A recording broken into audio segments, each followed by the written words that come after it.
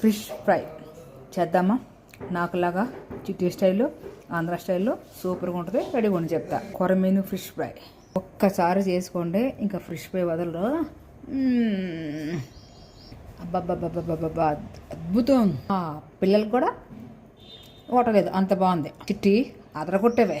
కొరమీను ఫ్రై చేద్దామా? శుభ్రంగా కడుక్కున్న పెరుగులో పసుపు ఉప్పు వేసి కడిగితే స్మెల్ రాదు, బాగుంటుంది, చాలా బాగుంటుంది. ఒక 10 నిమిషాలు ఉంచండి. శనగపిండి, కారం, మసాలా, ధనియాల పొడి, కర్రపొడి, పసుపు, వెల్లిపాయ పేస్ట్, నిమ్మరసం, ధనియాల పొడి, కార్న్ఫ్లోర్, కరివేపాకు, కొంచెం వాటర్ పోయండి.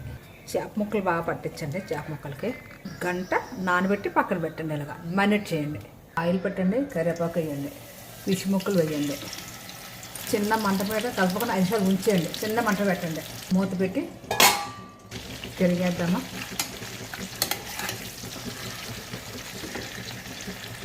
మిగిలిన మసాలా ఇటు పక్క కూడా పట్టించండి.